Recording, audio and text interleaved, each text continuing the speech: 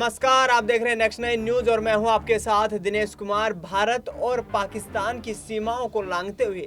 जिस तरीके से जुलाई के महीने में राजस्थान के भिवाड़ी की रहने वाली अंजू पाकिस्तान अपने फेसबुक के दोस्त नसरुल्लाह से मुलाकात करने चली गई थी, लेकिन करीब 4 महीने और 8 दिन का वक्त बिताने के बाद उसी रास्ते से अंजू भारत वापस आ गई। वहां पर बाघा बॉर्डर पर जैसे ही उसने भारतीय सीमा में एंट्री की तो तमाम जो सुरक्षा एजेंसियों के अधिकारी हैं उन्होंने पूछताछ की। इस दौरान अंजू ने कहा कि मैं वैध तरीके से भारत आई हूं और मैं वीजा लेकर पाकिस्तान गई थी। आपको बता दें कि 2019 में जिस वक्त अंजू एक फार्मासिस्ट कंपनी में काम करती थी, वहां पर उसकी दोस्ती फेसबुक के माध्यम से नसरुल्लाह के साथ हुई थी। और आपको बता दें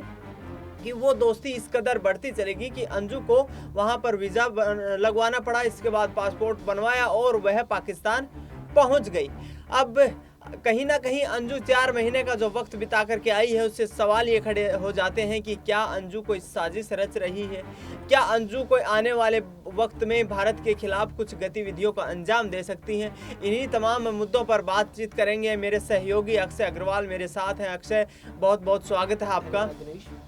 जिस तरीके से अक्षय देश की हकीकत हमारा ये प्रोग्राम है और इसमें जिस तरीके से अंजू पाकिस्तान चली गई थी और उसके बाद पाकिस्तान से भारत वापस आ गई, उससे कुछ दिन पहले ही एक पाकिस्तानी युवती सीमा हैदर नेपाल के रास्ते से भारत आई थी और दिल्ली से सटे नोएडा में रह रही है अभी फिलहाल वो। तो क्या इस देश की हकीकत अब ये बन चुकी है कि यहाँ से कोई भी भारत और पाकिस्तान का नागरिक इस तरीके से आवागमन करके एक देश से दूसरे देश चला जाएगा और उसके बाद वो वहां जाकर सेटल हो जाएगा, या कोई पाकिस्तानी नागरिक यहां आकर सेटल हो जाएगा? क्या अब ये इतना आसान होता जा रहा है? बिल्कुल दिनेश, इस बात में मुझे नहीं लगता अब कोई दो राय रह गई है, क्योंकि आपने यहाँ पर जिक्र किया सीमा हैदर का कि पाकिस्तान से नेपाल के रास्ते के जरिए सीमा ने जिस तरह भारत में प्रवेश किया और वो दिल्ली से सटे इस समय नोएडा में रह रही है। अब अगर गौर करेंगे तो पाएंगे कि जब सीमा हैदर ने यहाँ पाकिस्तान छोड़कर भारत का रुख किया था तो बहुत ही ज़्यादा सुर्खियों में सीमा रही थी। हालांकि सुर्खियों वाला मामला ज़रूर था, लेकिन जिस तरह से मीडिया ने फिर जाकर के सीमा हैदर को उछाला, वो मुझे लगता है कि कहीं ना कहीं सीमा हैदर का मामला बहुत ही ज्यादा बारीकी से अंजू के कानों में पड़ गया और कहीं ना कहीं सीमा हैदर की इस हरकत से अंजू को ये कहीं ना कहीं हौसला मिला कि वो भी ऐसा कर सकती है और फेसबुक पर अपने जो दोस्त बना है उसका नसरुल्लाह, उसके लिए वो सीमा हैदर की तरह अपना देश छोड़कर पाकिस्तान जा सकते हैं। यहाँ पर फिर आपने बात की कि सीमा का लांघना, सीमाओं का लांघना, यहाँ पर सीमा ने सीमा लांघी, न केवल यहाँ पर अपनी मर्यादाओं की सीमा लांघी बल्कि यहाँ पर जो बॉर्डर है, जो सीमाएं दो देशों के बीच है, वो सीमा सबसे पहले सीमा ने लांघी, इसके बाद यहाँ पर अंजू ने लांघी। तो देखिए यहाँ पर बिल्कुल मुझे लगता है कि खेल बना के रख दिया इस चीज का। आप सीमा से अगर इतना यहाँ पर बात हम अंजू की करेंगे तो अंजू ने हाल ही में एक बयान यहाँ पर दिया था जिसमें उसने कहा था कि मैं कुछ ही महीनों बाद जब मेरा यहाँ पर वीजा अलॉट हो जाएगा दोबारा से, मैं पाकिस्तान चली जाऊंगी। अगर मैं पाकिस्तान नहीं जाऊंगी तो यहाँ पर नसरुल्लाह भारत आ जाएंगे। यानी कि इतना आसान यहाँ पर खेल बना लिया है कि मैं चली जाऊंगी, मैं नहीं गई तो वे यहाँ पर आ जाएंगे। तो यहाँ पर मुझे लगता है कि बहुत ही ज्यादा इस मामले को और भी सख्ताई और कड़ाई से देखने की जरूरत है। और यहाँ पर खासतौर पर अंजू की अगर मैं बात करूं तो अंजू से मुझे लगता है और भी ज्यादा पूछताछ करने की यहाँ पर तमाम जांच एजेंसियों को जरूरत है। बिल्कुल, और जिस तरीके से अब धीरे धीरे करके परतें खुल रही हैं और आपको बता दें कि पाकिस्तान में रहने वाला नसरुल्लाह, जो कि शुरुआत में एक अध्यापक बताया जा रहा था, उसके बाद एक डॉक्टर बताया जा रहा था, लेकिन अब आपको बता दें कि अंजू ने इस बात का खुलासा कर दिया है कि नसरुल्लाह क्या काम करता है। नसरुल्लाह पाकिस्तान के खैबर पख्तूनख्वा का रहने वाला है और वो वहां पर चाकू छुरी बनाने का काम करता है। तो क्या अक्सर अब जिस तरीके से अंजू की तरफ से दावे किए जा रहे हैं कि वो भारत में ही रहना चाहती है लेकिन नसरुल्लाह के साथ रहना चाहती है, वही भारत सरकार किसी भी पाकिस्तानी नागरिक को इतनी आसानी से वीजा नहीं देती है। तो क्या इसमें कहीं ना कहीं अरविंद के खिलाफ एक साजिश रची है? क्योंकि जिस तरीके से अरविंद ने अपनी जो FIR दर्ज करवाई थी उसको वापस ले लिया था और उस वक्त तक अंजू ये कह रही थी कि यदि अरविंद मेरे साथ रहना चाहते हैं तो मैं उनके साथ रहने के लिए तैयार हूं। लेकिन अब अंजू जो है वो अपना जो है बयान पलटती नजर आ रही है, अपना पासा पलटती नजर आ रही है और उनका कहना है कि मैं अरविंद से तलाक लूंगी और नसरुल्लाह के साथ रहना पसंद करूंगी। तो यहाँ पर क्या आपको लगता है कि जो अरविंद को एक झटका लगने वाला है? देखिए दिनेश, यहाँ पर जिस तरह से ये तीनों लोग एक दूसरे से कहीं न कहीं ताल्लुक़ रखते हैं, उसी तरह मुझे लगता है कि ये जो बयान यहाँ पर है और जो यहाँ पर हाल-फिलहाल में जो चीज़ें हुई हैं, ये भी कहीं न कहीं एक-दूसरे से ताल्लुक़ रखती है। आपने यहाँ पर ज़िक्र किया अरविंद के द्वारा कराई गई उस एफआईआर का, उस मुकदमे का और फिर उसे वापस लेने का। आप देखिए जिस तरह से अरविंद ने ये मुकदमा कराया था, तो मुझे यहाँ पर लगता है कि जब अंजू भारत लौटी थी पिछले महीने के 28 यानी 28 नवंबर को, तब अंजू को इस बात का ज्ञान हुआ कि उसके और नसरुल्लाह के खिलाफ एफआईआर दर्ज हो चुकी है। ऐसे में मुझे लगता है अंजू ने ये बयान जानबूझकर के दिया कि मैं अरविंद के साथ वापसी से रह सकती हूँ। और जब अंजू ने ये बयान दिया तो उसके बाद यहाँ अरविंद ने अपनी एफआईआर वापस ले लिया, अपना जो मुकदमा कराया था वो वापस ले लिया। फिर जब अरविंद ने ये मुकदमा वापस ले लिया, फिर अंजू ने अपना बयान पलट दिया कि नहीं, मैं अरविंद के साथ नहीं रहूंगी, मैं तो उससे तलाक लूंगी और नसरुल्लाह को भारत बुलाऊंगी, नसरुल्लाह के साथ रहूंगी। तो मुझे लगता है यहाँ पर अंजू ने अपनी बातों के, मुझे लगता है बातों के जरिए अंजू ने यहाँ अरविंद को फंसाया। इसके तरह आपने यहाँ पर जिस तरह से बात की कि नसरुल्लाह को लेकर उसका कहना है कि नसरुल्लाह के साथ रहना चाहते लेकिन भारत में रहना चाहते, क्या भारतीय सरकार वीजा अलॉट कर देगी? देखिए दिनेश, यहाँ पर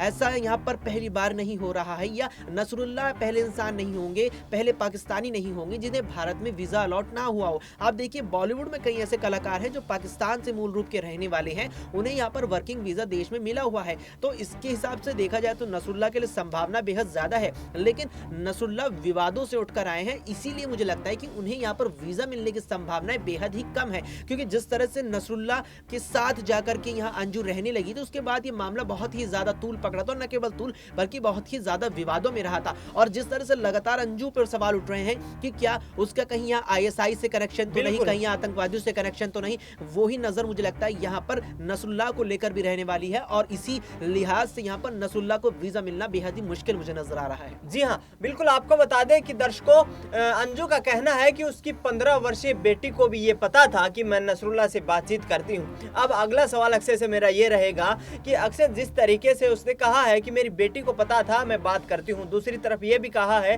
कि पिछले करीब 6 साल से अरविंद मेरे बच्चों से और मेरे से दूर रह रहा था। मैं एक कंपनी में काम करती थी और अपने बच्चों को वहां पर पढ़ाती लिखाती पालती थी। तो एक तरीके से यहाँ पर यह देखा जाए कि अरविंद के द्वारा कहा जा रहा है कि मैं बच्चों को छोड़ने वाला नहीं हूँ, जबकि अंजू ये कहती नजर आ रही है कि बच्चे यदि खुश रहेंगे तो न सिर्फ भारत में बल्कि वो नसरुल्लाह के लिए पाकिस्तान जाने को भी तैयार है और बच्चों को भी ले जाने के लिए तैयार है। तो क्या ऐसे में इतना आसान हो पाएगा यहाँ से बच्चों को पाकिस्तान ले जा पाना, या अंजू के लिए दोबारा पाकिस्तान जा पाना, जिस तरीके के विवादों में घिरी है, और एक तरीके से जिस तरह बच्चों का जो भविष्य है वो किस जो है एक धुरी पर आपको जाता नजर आ रहा है, क्योंकि यहाँ से मामला काफी पेचीदा होता नजर आ रहा है। बिल्कुल दिनेश, यहाँ पर मामला बहुत ही पेचीदा होता नजर आ रहा है। आपने जिक्र किया अंजू के बयान का। अंजू कह रही है कि अरविंद जो है वो बाहर रहा करता था, ना बच्चों को समय देता था ना मुझे समय देता था, और बच्चों को पढ़ाने की जिम्मेदारी मुख्य रूप से मुझ पर थी। अब वहीं अरविंद का कहना है कि जिम्मेदारी मैंने अच्छे से निभाई है और ना ही मैं यहाँ पर अंजू को तलाक दूंगा और ना ही मैं बच्चों को जाने दूंगा। आपने देखिए अरविंद के जो ये बच्चे, या कहे कि अंजू के बच्चे हैं, अंजू ने अपने बच्चों को लेकर ये भी बयान दिया था कि मेरी बेटी की इच्छा रही है विदेश में पढ़ने की, और अगर उसे पाकिस्तान पसंद नहीं आएगा तो मैं उसे अन्य किसी देश में ले जाकर के पढ़ाऊंगी। आप देखिए अगर पाकिस्तान की अगर बात ले, अगर अंजू कह रही है कि बच्चों को पाकिस्तान ले जाएगी, अब हम इस बात को इस तरह अगर समझे कि हाल ही में नसरुल्लाह का जिस तरह से टीवी में कई इंटरव्यू आए थे, खासतौर पर मैं जिक्र करूं पाकिस्तानी मीडिया चैनल्स के मुताबिक, तो पाकिस्तान की एक मीडिया चैनल को इंटरव्यू देते समय अंजू को लेकर के नसरुल्लाह ने ही ये दावा किया था कि यहाँ अंजू का जो वीजा था वो खत्म हो गया था, लिहाजा अंजू को पाकिस्तान से भारत लौटना पड़ा। अब आप देखिए कि जब अंजू का वीजा खत्म हो गया, उसके बाद उन्होंने वीजा को बढ़ाने के लिए पाकिस्तान विदेश मंत्रालय में अपील की थी, लेकिन वीजा नहीं बढ़ा। आप देखिए कि बच्चों का वीजा इस तरह से कैसे मिल जाएगा? सबसे पहले तो वीजा मिलना मुझे लगता है कि बिल्कुल महाभारत जैसी स्थिति यहाँ पर होगी, और उसके बाद अगर वीजा मिल भी जाता है तो उसके बाद वीजा बढ़ाने की बारी आएगी, क्योंकि देखिए दो तरह से वीजा आते हैं, टूरिस्ट वीजा आते हैं और निश्चित रूप से यहाँ पर वर्किंग वीजा आते हैं। तो उसके लिए मुझे लगता है कि वर्किंग वीजा अंजू को यहाँ पर अपने बच्चों का भी कराना होगा और यहाँ पर अपने खुद का भी कराना होगा, जिसको लेकर के पाकिस्तान से ही मंजूरी मिलना मुश्किल है, और यहाँ से मुझे लगता है कोर्ट से भी इतनी आसानी से बच्चों की कस्टडी अंजू को नहीं मिल पाएगी। बिल्कुल। तो जिस तरीके से अक्षय ने पूरी डिटेल से बताया कि यहाँ पर बच्चों की कस्टडी है, वो अंजू को अब मिलना मुश्किल हो जाएगा, क्योंकि बच्चे खुद समझदार हैं और अपनी इच्छाएं प्रकट कर सकते हैं। इसी के साथ आपको बता दें कि अंजू ने प्लान बनाया है कि हरियाणा में वो कहीं पर अपना घर बनाएगी और वहां पर नसरुल्लाह को बुलाकर एक साथ रहने की योजना पर तैयारी चल रही है। फिलहाल आपको बता दें कि क्या इस देश की हकीकत ये बन चुकी है कि यहाँ से कोई भी व्यक्ति पाकिस्तान जाएगा या फिर कोई भी पाकिस्तानी व्यक्ति यहाँ पर आकर अपना परमानेंट वीजा लेकर यहाँ पे भारत में इतनी आसानी से सेटल हो पाएगा? तो फिर सुरक्षा एजेंसियों की क्या भूमिका है? सरकार क्या इतना नरम रुख अपना रही है जिसके आधार पर कोई भी व्यक्ति यहाँ से पैर उठाकर और पाकिस्तान चला जाता है और पाकिस्तानी कोई भी नागरिक यहाँ पर आकर इतनी आसानी से अपना रेन बसेरा बसा लेता है और जिसके आधार पर वो कहीं ना कहीं भारत का एक नागरिक बनने की कोशिश करता है? देश की हकीकत हमारे खास कार्यक्रम में फिलहाल के लिए इतना ही। देश दुनिया की तमाम बड़ी खबरों के लिए आप देखते रहिए नेक्स्ट 9 न्यूज़।